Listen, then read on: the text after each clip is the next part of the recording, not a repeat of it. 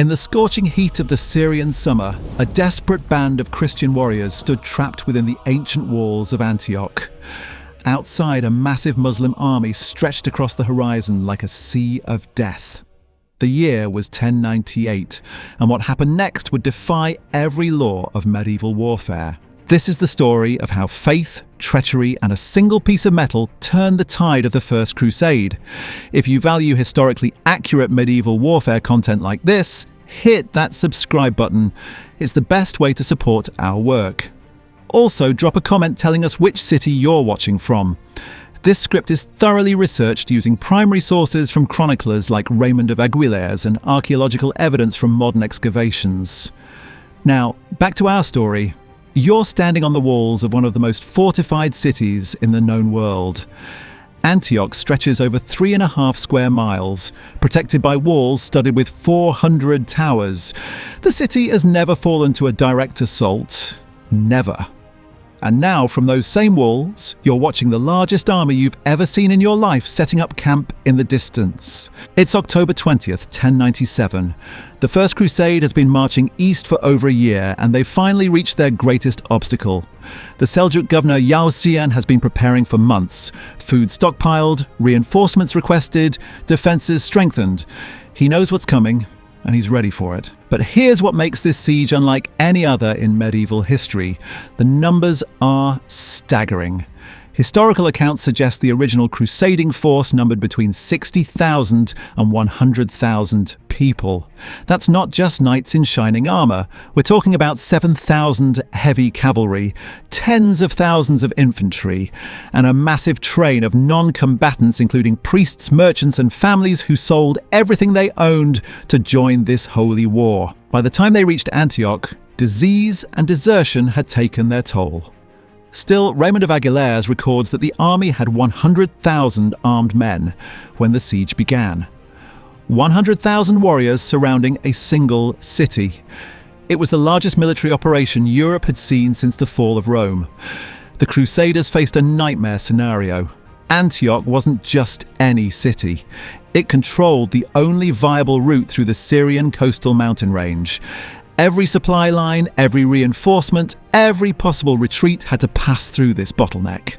Take Antioch or watch the entire crusade collapse. There was no middle ground. Yahuzian understood this perfectly. As the Christian army approached, his previously tolerant attitude toward the city's Christian population evaporated. He couldn't risk internal betrayal, not with stakes this high. The city's massive Christian population found themselves trapped between their co-religionist outside the walls and a suspicious Muslim governor within. The siege began with typical medieval brutality. The Crusaders surrounded the city, cutting off supply lines and launching probing attacks against the massive fortifications.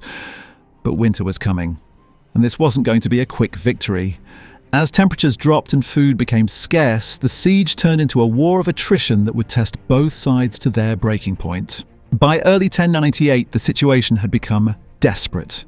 Historical accounts describe how 1 in 7 Crusaders was dying from starvation. Think about that for a moment. In an army of 100,000, over 14,000 men were literally starving to death. Desertion rates skyrocketed as warriors abandoned the cause and fled back toward Europe. The Crusaders tried everything. They launched assault after assault against Antioch's walls, only to be repelled by the defenders. They attempted to starve the city into submission, but Antioch's stockpiles seemed endless. They even tried to tunnel under the walls, but the city's engineers were too skilled. Every strategy failed. Then came news that changed everything. A massive relief army was marching from the east. Kerboga, the formidable Atabeg of Mosul, was assembling a coalition unlike anything the Crusaders had ever faced. His forces included troops from across the Muslim world, reinforcements from Ridwan and Dukak, additional soldiers from Persia, and the battle-hardened Ortokids of Mesopotamia. Intelligence reports reaching the Crusader camp painted a terrifying picture. This wasn't just another army. This was a carefully coordinated response to the Crusader threat, designed to crush the Christian invasion once and for all. Conservative estimates put Kerboga's force at over 75,000 men. Some sources suggest suggest it was even larger. The Crusaders now faced mathematical impossibility. Weakened by months of siege warfare, reduced by disease and desertion, they might field 30,000 effective fighters. Against them marched an army more than twice their size, fresh, well-supplied, and commanded by one of the most capable military leaders in the Muslim world. But here's where the story takes an unexpected turn. Weeks before Kerbogha's arrival, a shadowy figure emerged from the darkness of medieval espionage. His name was Firuz, an Armenian guard who controlled one of Antioch's most crucial defensive positions, the Tower of the Two Sisters. Firuz made contact with Bohemond, one of the Crusader leaders known for his cunning and ambition. The Armenians' motivations remain murky, even to historians. Was it money? Revenge against Yahusian? Religious sympathy for his fellow Christians? Perhaps all three. What matters is what he offered: access to the impregnable city of Antioch. The plan was audacious in its simplicity. Under cover of darkness, 60 of Bohemond's most trusted knights would scale the walls near Firuz's tower. The Armenian would ensure the guards were absent or compliant. Once inside, these knights would secure several gates, allowing the main Crusader army to pour into the city before the defenders could react. It was the kind of desperate gamble that only makes sense when you're facing certain death anyway. If the plan failed, those 60 knights would die horribly, and the Crusader cause would likely die with them. If it succeeded, they might just pull off the greatest military upset of the medieval period. On the night of June 3rd, 1098, as Kerbogha's massive army approached from the east, Bohemond's knights began their climb. The fate of the entire First Crusade hung on whether one Armenian guard would keep his word, and whether 60 men could take a city that had never fallen to assault. What happened next would prove that in medieval warfare, treachery could accomplish what even the largest armies could not. But that's just the beginning of our story. Because taking Antioch was only half the battle. The plan worked flawlessly. As dawn broke on June 3rd, 1098, Bohemond's 60 knights had accomplished the impossible. They scaled the walls without detection, secured the Tower of the Two Sisters, and opened multiple gates throughout the northwestern section of the city. The main Crusader army poured through these breaches like a flood, catching the defenders completely off guard. Yahusian's nightmare had become reality. The city that had never fallen to direct assault was being overrun from within. Street fighting erupted throughout Antioch as Crusader forces swept through neighborhoods that had been Muslim strongholds for over a decade. The governor himself barely escaped with his life, fleeing into the countryside as his carefully prepared defenses crumbled. But the Crusaders' moment of triumph was about to become their darkest hour. Within days of taking the city, they found themselves trapped inside the very walls they had just conquered. Kerbogha's massive relief army had arrived, and now the hunters had become the hunted. The irony was crushing. After 8 months of besieging Antioch, the Crusaders now found themselves besieged within it. Kerbogha's forces surrounded the city with methodical precision, cutting off every escape route and supply line. The very fortifications that had protected Yahusian now protected Kerbogha from any Crusader breakout attempt. The numbers told a grim story. Intelligence reports suggested Kerbogha commanded somewhere between 60,000 and 75,000 fresh troops. Inside Antioch, the Crusaders could muster perhaps 20,000 to 30,000 effective fighters, many weakened by months of campaigning. They were outnumbered at least 2 to 1, possibly 3 to 1, trapped inside a city with limited food supplies. Morale collapsed. Desertion rates that had been catastrophic during the siege now reached epidemic proportions. Even prominent leaders began abandoning the cause. Stephen of Blois, one of the wealthiest and most powerful Crusader nobles, fled in the middle of the night, convinced the situation was hopeless. His desertion sent shockwaves through the remaining leadership. If Stephen of Blois, with all his resources and political connections, believed the cause was lost, what hope did ordinary knights and infantry have? The psychological impact was devastating.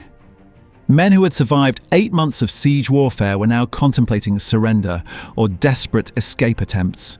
Food became the most immediate crisis. The Crusaders had expected to resupply from Antioch's stockpiles, but those reserves were far smaller than anticipated. Within weeks, starvation returned with a vengeance. Historical accounts describe warriors boiling leather to make soup and fighting over scraps of mouldy bread. Disease followed famine like a faithful companion. Dysentery swept through the Crusader ranks with lethal efficiency. The same overcrowded conditions that had plagued them during the siege now worked against them inside the city. Bodies piled up faster than burial details could handle them. Kerboga, meanwhile, was dealing with his own challenges. His massive coalition army was impressive on paper, but holding it together required constant political maneuvering. The Muslim world wasn't a monolithic bloc. Emirs from Damascus, Aleppo and Mosul had their own agendas, their own territorial ambitions, their own ancient grudges. The Atabeg's real goal wasn't just defeating the Crusaders, he wanted to use this victory to expand his own power throughout Syria and Palestine. His coalition partners understood this perfectly, and it made them nervous. A Kerboga who controlled Antioch would be dangerously close to controlling the entire region. Still, for now, the common threat kept the coalition together. The Crusaders were trapped, starving, and apparently doomed. All Kerboga had to do was wait. Time was on his side, not theirs. Then, in the depths of despair, something extraordinary happened. A Provençal peasant named Peter Bartholomew began experiencing visions. Not just any visions, but detailed specific instructions from St. Andrew himself. The apostle appeared to Peter repeatedly, always with the same message. Hidden beneath the Cathedral of St. Peter in Antioch lay the Holy Lance, the very spear that had pierced Christ's side during the crucifixion. Peter's claims were met with skepticism from the Crusader leadership. Visions were common enough during the Crusades, but this peasant was claiming knowledge of one of Christianity's most sacred relics. The Holy Lance wasn't just any religious artifact, it was a symbol of Christ's sacrifice, a tangible connection to the crucifixion itself. But desperate times called for desperate measures. In June 1098, as Kerboga's siege tightened and starvation reached critical levels, the Crusader leaders decided to investigate Peter's claims. If nothing else, the search might provide a temporary distraction from their hopeless situation. 13 men began digging in the Cathedral of St. Peter. From morning until evening they excavated, finding nothing but stone and earth. As the day wore on, skepticism grew. This was exactly what the rational members of the leadership had expected. Another false vision, another waste of precious time and energy. Then Peter Bartholomew himself leapt into the excavation pit. Minutes later, he emerged holding a piece of iron, proclaiming it to be the Holy Lance itself. The reaction was instantaneous and electric. Word spread through the Crusader ranks like wildfire. They had found it. The spear that had touched Christ's body was now in their hands. The psychological transformation was nothing short of miraculous. Warriors who had been preparing for death or surrender suddenly began talking about victory.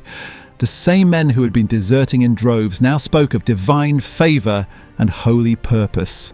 The discovery of the lance had accomplished what no speech or strategy could achieve. It had restored hope. But was the lance authentic? Even at the time, some Crusader leaders expressed doubts. The circumstances of its discovery seemed suspiciously convenient. A peasant's vision leading to the exact location of Christianity's most precious relic, found at the precise moment when morale had reached its lowest point, it strained credibility. Yet authenticity mattered less than psychology. The Crusaders believed they possessed the Holy Lance, and that belief changed everything. They now had tangible proof of divine support, a sacred weapon to carry into battle against overwhelming odds. The mathematics of warfare hadn't changed, but the equation of courage had been completely rewritten. On June 28, 1098, the impossible became reality. The starving, outnumbered Crusaders emerged from Antioch's gates carrying their sacred lance, and what followed defied every principle of medieval warfare. Kerboga's massive coalition, which had seemed invincible just days before, began to fracture under the pressure of internal politics and strategic miscalculation. The emirs who had joined Kerboga's cause weren't fighting for his glory. They were fighting to prevent Crusader expansion, but they feared Kerboga's ambitions even more. When Dukak of Damascus abandoned the field, followed by Suckman and others, the coalition collapsed like a house of cards. An army of 75,000 became a panicked mob fleeing toward the Iron Bridge. The Siege of Antioch proved that numbers alone don't determine victory. Faith, timing, political intrigue, and sheer audacity can overcome seemingly impossible odds. The Crusaders' triumph wasn't just a military victory, it was a masterclass in how desperation, combined with psychological warfare and enemy overconfidence, could reshape the balance of power in the medieval world. This single battle changed the course of the First Crusade and altered the political landscape of the Middle East for generations. Sometimes the greatest victories come not from strength, but from the willingness to risk everything when defeat seems certain.